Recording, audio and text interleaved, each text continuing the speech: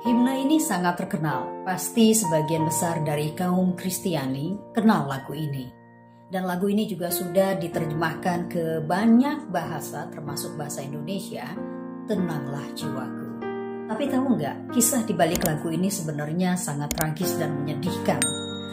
Liriknya memang ditulis oleh Horatio Spafford dan lagunya atau melodinya digubah oleh Philip Glass. Baiklah, kita mulai saja dari Horatio Spafford.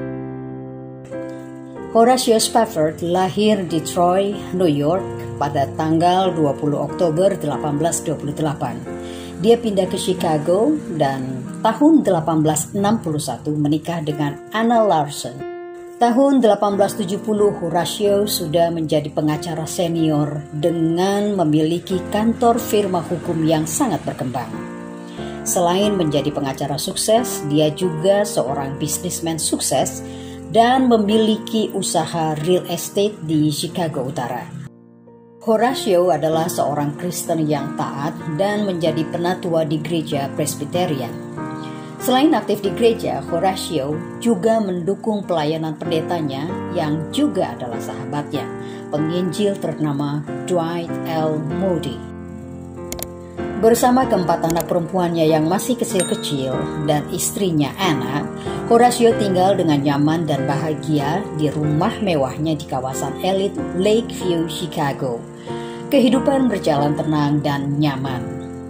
Tetapi keadaan berubah total pada tanggal 8 Oktober 1871. Kota Chicago terbakar. 2/3 dari kota itu hangus, ludes, dan api baru bisa dipadamkan setelah 2 hari kemudian.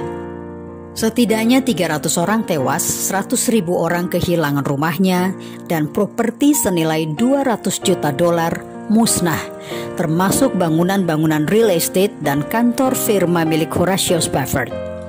Musibah itu menghancurkan investasi Spafford yang sangat besar. Kebakaran yang meluluh lantahkan kota Chicago membawa dampak buruk bagi Anna, dan kesehatan Anna semakin menurun dan ini mengkhawatirkan Horatio. Lalu Horatio mengajak istri dan keempat anak putrinya yang kecil itu berlibur ke Eropa, sekaligus menghadiri kebaktian akbar yang diselenggarakan pendeta Dwight Moody di sana. Tapi tiba-tiba muncul masalah di kantornya sehingga Horatio terpaksa nggak jadi pergi demi ngurusin masalah bisnisnya. Namun dia tetap mengirim Anna dan keempat anak-anaknya ke Eropa dan rencananya Horatio akan menyusul beberapa hari kemudian.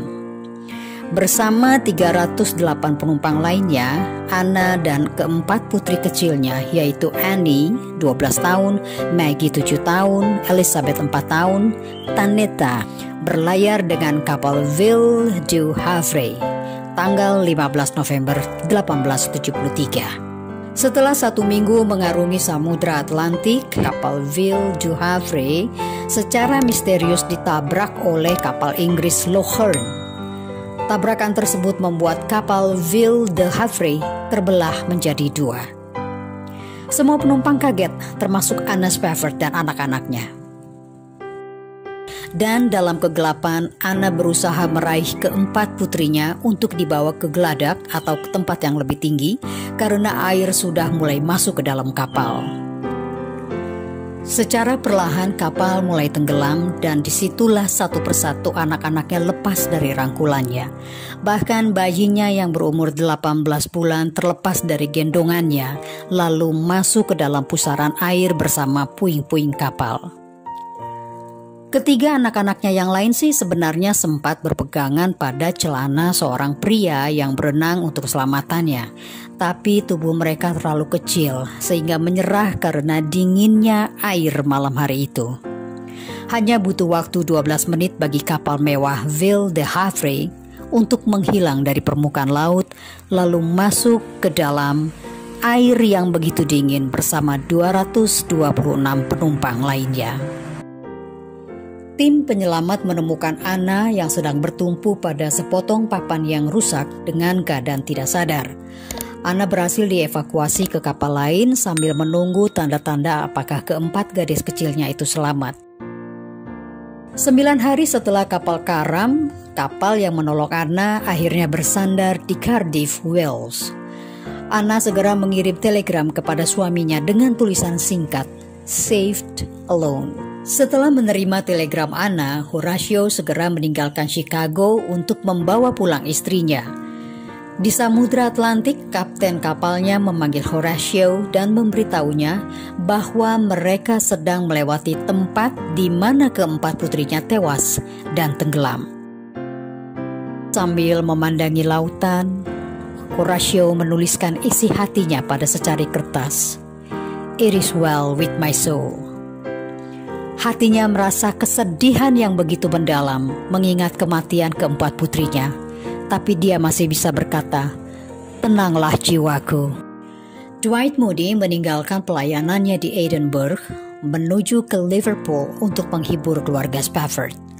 Mereka kembali ke Chicago dan mereka dikunjungi oleh seorang sahabat pelayanan mereka, Philip Bliss. Di rumah itu, Philip melihat tulisan "It is well with my soul." Dia begitu tergugah dengan kata-kata yang ada di dalam tulisan tersebut. Dan sebagai seorang komposer, di kepalanya langsung muncul nada-nada yang sesuai dengan kata-kata dalam tulisan itu. Akhirnya tulisan Horatio, "It is well with my soul," dijadikan lirik dalam lagu gubahannya. Lagu itu pertama kali dinyanyikan di publik oleh Philip Bliss pada kebaktian akbar yang dipimpin oleh Dwight Moody pada tanggal 26 November 1876. Sementara kehidupan Horatio dan Anna berjalan terus, mereka dikaruniakan lagi 3 orang anak. Tahun 1877 lahir seorang bayi laki-laki diberi nama sama dengannya, yaitu Horatio.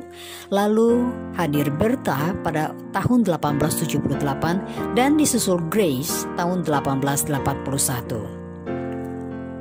Pada suatu hari, Horatio Jr. menderita demam berdarah dan meninggal. Horatio kecil hanya berumur 3 tahun.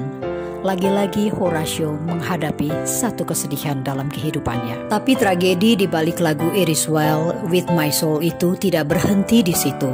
Tidak berhenti pada kematian keempat anak Horatio yang tenggelam dan tewasnya Horatio kecil karena demam berdarah. Kita tahu Philip Bliss mengkompos nada-nada indah dalam lagu "It is well with my soul." Tapi tragedi apa yang menimpa dirinya?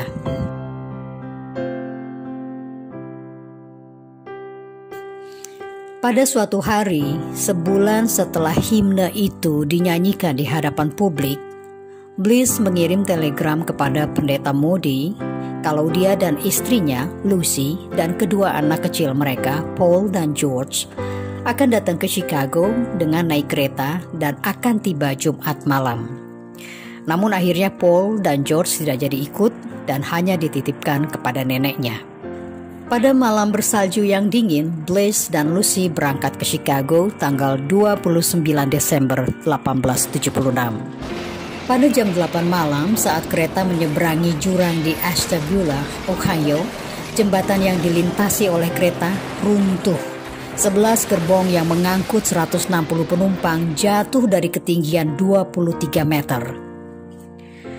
Tidak lama setelah itu muncul api, apalagi ditiupkan oleh angin badai pada malam hari itu. Jadi api semakin cepat menyebar dan ini memperburuk keadaan.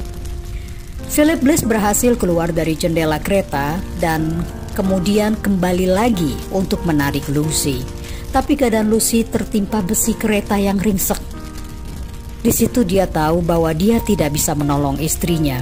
Namun dengan berani dia bertahan di sisi istrinya sampai keduanya hangus dimakan api. 6 kematian tragis di balik himne ini. Tapi dalam keimanan yang paling tragis adalah keluarga Horatio Spafford. Karena mereka meninggalkan kebenaran Injil dan terobsesi dengan tanggal kedatangan Tuhan Yesus. Mereka keluar dari gereja Presbyterian dan mendirikan suatu sekte. Sekte tersebut menolak adanya neraka. Mereka percaya pada pewahyuan palsu dan mereka menyebut diri mereka itu dengan nama Koloni Amerika. Bulan Agustus 1881 bersama para pengikutnya, Horatio Spafford hijrah ke Yerusalem dan menetap di sana dengan menjalankan sekte mereka sambil menantikan kedatangan Yesus. Pada hari-hari terakhir hidupnya, Horatio Spafford bahkan membayangkan dirinya adalah sebagai Mesias. Tapi ada yang bilang itu karena dia mengigau dalam panasnya yang tinggi ketika dia mengalami sakit malaria. Horatio menghembuskan nafasnya yang terakhir dan dia dikubur di Yerusalem. Walaupun Horatio sudah meninggal, tak membuat Anna meninggalkan sektenya itu. Bahkan dia dijadikan nabi oleh para pengikutnya. Tahun 1923, Anna meninggal, usianya mencapai 81 tahun.